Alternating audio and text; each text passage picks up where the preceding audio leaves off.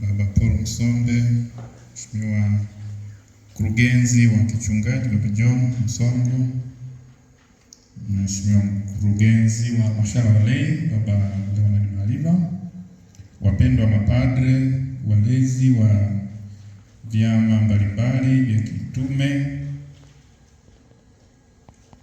mpendwa mwenyekiti wa makatekista jimbo,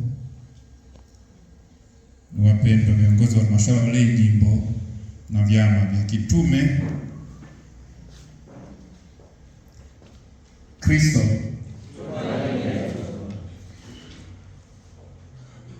Ndugu zangu, itifaki ikiwa imezingatiwa pamoja na viongozi wote wa halmashauri ya walei wa kutoka katika parokia zote, karibu parokia zote wamefika sio?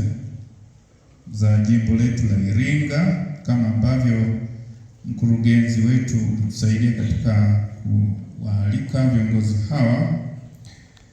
Kama alivyosema baba naibu wa askofu, kwanza napenda nitoe shukrani nyingi kwenu nyote kwa kufika katika mkutano huu muhimu. Mkutano huu ni muhimu sana kwa namna pekee, hasa wakati huu ambapo tunaanza uongozi. Wengine mlikuwepo katika uongozi uliopita, wengine ni wapya, lakini hata wale ambao tulikuwepo katika uongozi uliopita, ni nafasi nzuri ya kujikumbusha tena mambo mengi. Kila mara tunaendelea kujifunza, na tunaona kabisa yapo mambo mapya ambayo tunajifunza kila mara, yanaendelea kutusaidia sana. Kwa hivyo ninawashukuru baba mkurugenzi wa halmashauri ya walei jimbo na pamoja na nyote kabisa kufika katika mkutano huu na katika ushiriki wenu kwa idadi hii ya kuridhisha kabisa. Hongereni sana. Naomba tupige makofi tukijipongeza. Ninapowashukuru kwa kufika kwenu, niungane pia na baba naibu wa askofu kwa kuwashukuru kwanza kwa kuitika wito wa Mungu wa kuwa viongozi. Sijui uchaguzi ulikuwaje huko mnyukano wake, lakini mimi nashukuru napowaona hivi kwamba mmekubali, mmesema ndio mnataka kufanya kazi katika kanisa. Na mnajua kabisa kwamba uongozi wa kanisa ni tofauti na uongozi wa vyama na serikali. Kule wanagombea, ninyi nadhani hamkugombea au mlipelekania? Kwa sababu hata katiba hairuhusu. Haturuhusiwi kufanya namna wale mnaofanya, mwache kabisa hiyo. Kwa sababu hairuhusiwi kabisa. Kanisa sisi hatujipendekezi. Hata kueleza kwamba muone wenyewe, mimi kwa kweli ningejitahidi. Hiyo hakuna. Sisi tunachagua ile tunayoona nafaa. Kote kabisa hierarkia kanisa kutoka baba mtakatifu mpaka kiongozi wa chini kule, huwa inapendekezwa. Ni tunafanya ni kwa kweli kimsingi ni uteuzi. Kimsingi ni uteuzi. Hata baba mtakatifu hafanyi wanapomchagua makardinali huwa hagombei. Ni kwamba tu wao wanakutana kule na chagua. Yeye ndiye anasema ndio tupokee. Kwa hivyo tufahamu hayo kwamba sisi baada ya kuwa tumechaguliwa na baadaye ameletwa kama mpendekezo, tumewapitisha, hierarkia imepitisha, nasema ndio kwa viongozi hawa waliochaguliwa, na sisi tunapokea. Fanyeni kama viongozi wa kanisa Katoliki. Hiyo muifahamu vizuri kweli, tofauti na viongozi hata wa dini nyingine, hata za Kikristo nyingine. Wengine kule nao wanagombea kabisa, na wakati mwingine mnyukano unakuwa mkali mpaka wanahamisha na kiti. Kwetu sisi hatuna jambo la namna hiyo. Na kwa hivyo tupokee kweli kwa shukrani.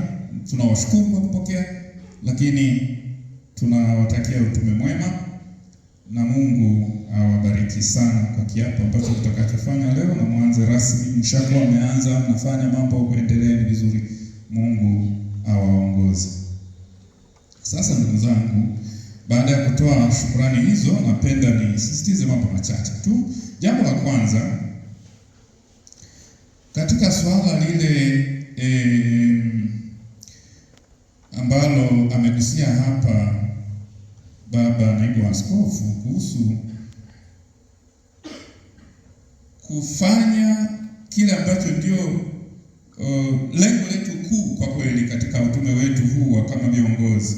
Yaani, mnaona katika kanisa viongozi wote tunaoteua hata katika hierarkia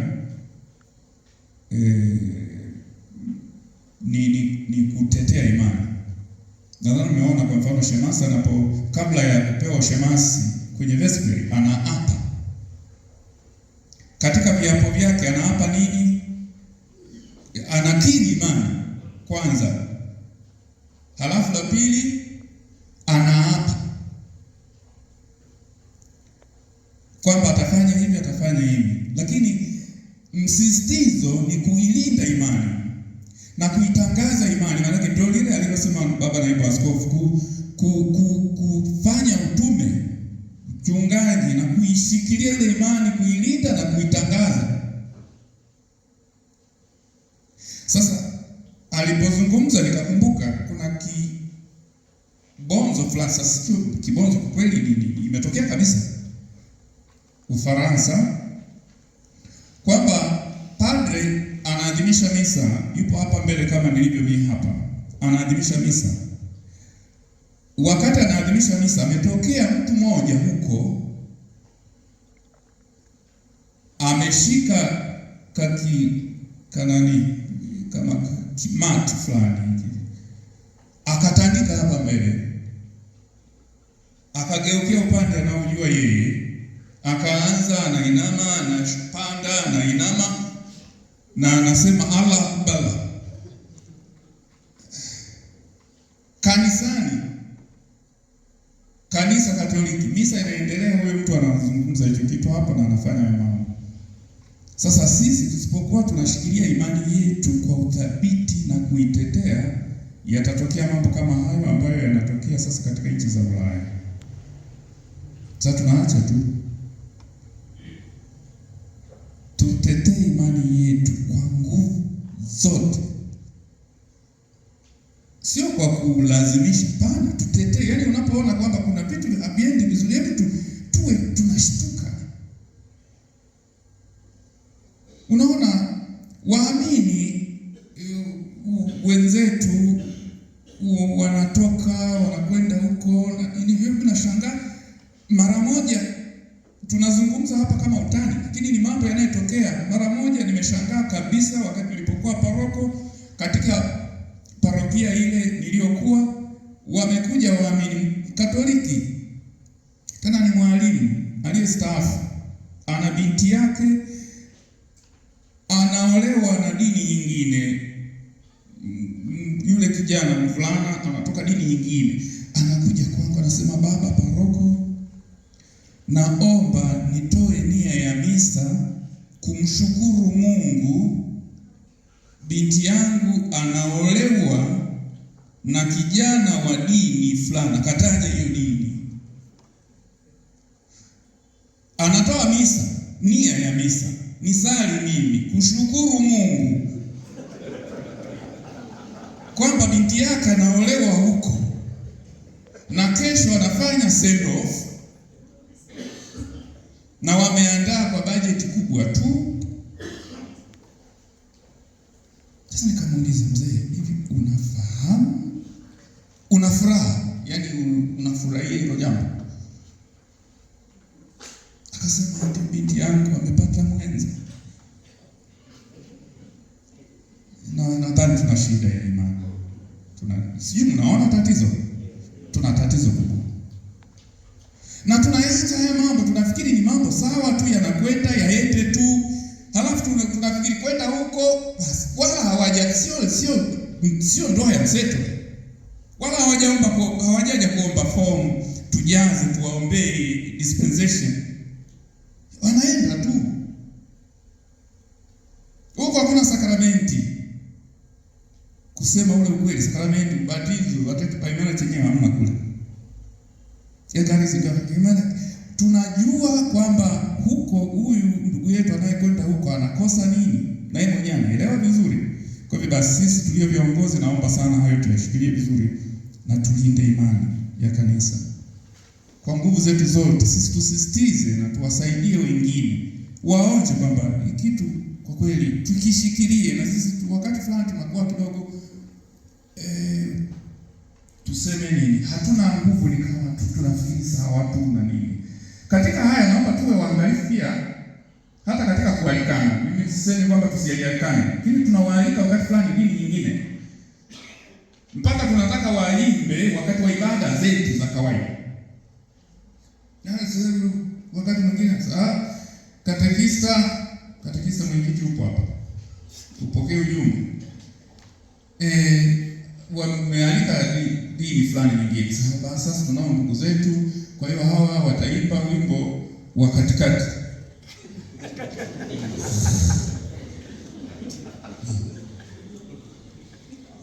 Yaani lazima tuelewe ni wakati gani wa kuingiza mambo haya ya ushirikiano, na hata kanisa limeweka juma lile la kwanza tunasema ni kuwa tufanye kwenye ibada.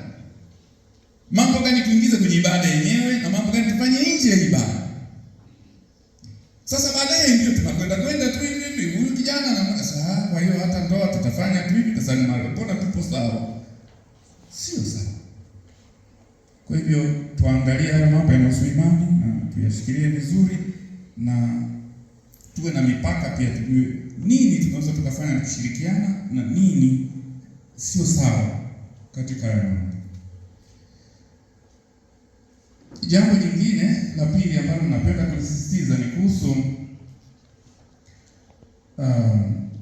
sasa mkurugenzi wa kichungaji huko, mtaona sasa mtakapokutana na jaribu kuona baba naibu huko, mkurugenzi wa halmashauri lepo, hebu tuweke, kwa sababu ninyi ndio mnaanza sasa uongozi, nadhani tufikirie sasa, na hii sisi tutakuwa ni mpango tutakaokuwa tunafanya kila mwaka, na tutaeleza pia katika kikao cha kichungaji, kile kikao cha halmashauri kichungaji jimbo, tuwe kila mwaka na mpango fulani wa kutuongoza, mpango fulani wa kichungaji.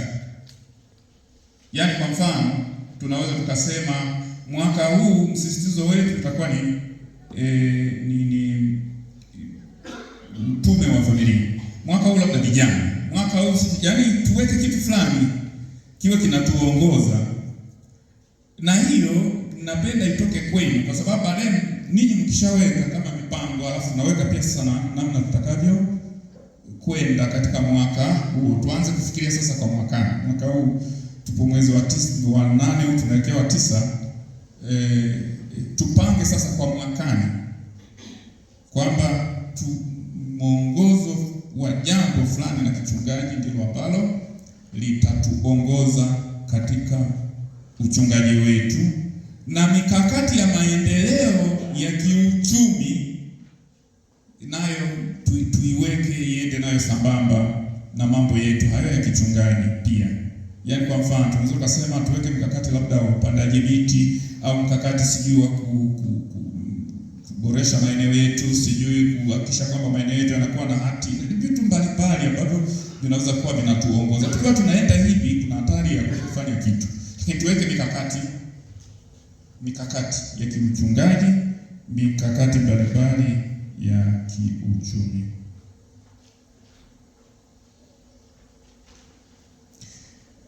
Basi ndugu zangu, jambo la mwisho kabisa sasa ambalo napenda kuachia, ambalo ni la tatu, ni limeongelewa tayari hapa na wakurugenzi wetu na baba naibu wamezungumza, kufanya kazi kama timu. Tufanye utume wetu kwa kushirikiana. Tusifanye utume wetu kwa kila mmoja kuonesha kwamba ana nguvu kuliko mwingine. Hatuwezi kufanikiwa katika uchungaji. Tusigawanyike. Unajua dhambi ya kwanza ya Adamu na Eva, dhambi kubwa ilikuwa ni nini? Kiburi, ni kukosa utii. Ndio dhambi ya kwanza ya wazazi wetu. Ni ile ni dhambi ya kiburi, ni kule ni kutaka kila kuna, na shetani alimwambia nini anapomdanganya Eva? Alisema Eva anamwambia tutakapokula matunda hayo ambayo yamekatazwa tutakuwa kama tutakuwa kama Mungu, unaona? Ya madaraka, kuonekana kwamba una nguvu. Na shetani baadaye anamwambia nini, mtakapokula mtakuwa hivyo, mtakuwa hivyo. Anamwaminisha kwamba hakutakuwa tena na ile hierarchy. Alitaka kufuta mfumo kabisa wa hierarchy. Hizi hierarchy zangu hazina lengo la kumkandamiza mtu. Na baba hapa amesema, baba mkurugenzi wetu wa halmashauri ya walei amesema kwamba itifaki ilianza na kanisa Katoliki. Itifaki zote tunazoziona hata katika dunia ni kanisa Katoliki. Na kanisa Katoliki limebaki na hiyo itifaki na limeendelea nayo na litaendelea nayo, na ndio inayotusaidia. Tusipokuwa na itifaki hatuwezi kufanya utume. Kwa sababu kila mmoja atakuwa anafanya chochote. Kwanza huwezi kujua mipaka yako. Tumesisitiziwa hapa jua mpaka wako wa uongozi. Sasa ukijua wewe mpaka wako ulipo, basi unafanya mpaka pale na unajua hii sehemu hii si yangu. Hata maneno, msemaji mkuu ni nani anayetakiwa kusema sasa jambo fulani, lazima naye ieleweke. Si kila mtu tu anasema. Anatoka tu hapa, tumezungumza hapa, anaanza kutangaza kwa watu, unajua mpaka sasa tayari nimekwisha sikia. Huko kuna wewe ni msemaji? Una nguvu gani ya kusema jambo hilo? Kwa hivyo tufanye kazi kama timu, tushirikiane, tusaidiane. Nimeongelewa hapa kuhusu makatekista na viongozi wa halmashauri ya walei. Nani afanye nini na nani na mamlaka gani? Baba hapa ameongea kifupi tu kwamba katekista ndio mchungaji, ndio kiongozi wetu wa kiroho pale parokiani Kigangoni. Ninyi viongozi mliopo pale Kigangoni ni washauri wake. Washauri. Yaani kama ilivyo ninyi viongozi wa halmashauri ya walei kwa viongozi wa halmashauri ya walei jimbo, mnavyotushauri sisi hata mkurugenzi kwamba umeona vitu fulani unaweza kwenda, tuna mapendekezo tufikirie hapa. Hiyo ni mapendekezo, ni ushauri. Halafu hiyo ushauri ndio unakuja kwa hierarkia na hierarkia inapokea. Na kama ni ushauri mzuri unaweza kupokelewa. Sio kwamba sasa tuna lengo la kwamba sasa nini, hapana. Kama ni mzuri tunaweza kupokea. Na nasema wasaidieni viongozi wetu wa kiroho. Kuanzia makatekista wetu, muwasaidie kuwapa ushauri katika vigango vyetu, katika parokiani, maparoko wetu, muwashauri. Mna kitu mnaona kabisa kwamba hapa tungepaswa kufanya hivi, toeni ushauri, msikae kimya. Sasa tatizo lingine ni hilo sasa. Sasa taona paroko mwenyewe. Wewe mnaona kabisa kwamba kanisa hili linavuja hapa juu. Paroko hajasema kitu kwamba hivi sasa tufanyeje? Huku vuja huku. Toeni ushauri baba. Tunaona hivi hapa kanisa hili litakuanguka hivi. Litaangua kwa sababu linavuja. Tufanye 1, 2, 3. Tunashauri. Na yeye bwana ushauri mzuri. Hebu twende. Na nadhani mapadri wangu walezi wapo hapa. Sidhani kama ni wakali kiasi hicho. Na halafu sidhani kama hawasogeleki kwamba hata kwenda natetemeka tu labda sasa tutasemaje hata. Watapokea ushauri ili mambo yaweze kwenda. Kwa hiyo tuwashauri. Na kwa hiyo tunapofanya kazi kama timu sisi, kama mnavyotuona sisi huku juu, walezi hawa na ninyi huku, tufanye pamoja. Toeni mawazo yenu. Na kama alivyosema baba, napenda sana nimalize sasa. Katika swala hilo la kujua wapi nipeleke, nianzie wapi, kweli naomba, mimi sio kwamba nasema sipendi kuwapokea, ila naomba tu kweli tulizingatia. Kwa namna nyingine mimi askofu mtaniua mapema, kwa sababu vitu vingine vinavyokuja ni vya, yaani hata kuuliza sasa hivi umekwisha ongea hapo na paroko hapo, sija sasa hebu nenda kwanza kwa paroko hapo. Masuala mengine yanahusu tu mambo ambayo kwa kweli tuanze kwanza huko, yakishindikana ndio tuje huku juu. Hata mashauri fulani unaona kabisa yapo, tuanze huku, ikishindikana ndio baadaye atakuja huku. Kwa hivyo tusaidiane, tusaidiane, kila mmoja afanye lile ambalo anaona lipo katika mpaka wake, lakini pia kwa lengo la kuboresha zaidi, ili uchungaji uweze kwenda na kazi ya Mungu iweze kufanyika. Basi baada ya kusema hayo, nashukuru sana kwa nafasi hii, na basi kwa sasa tuendelee.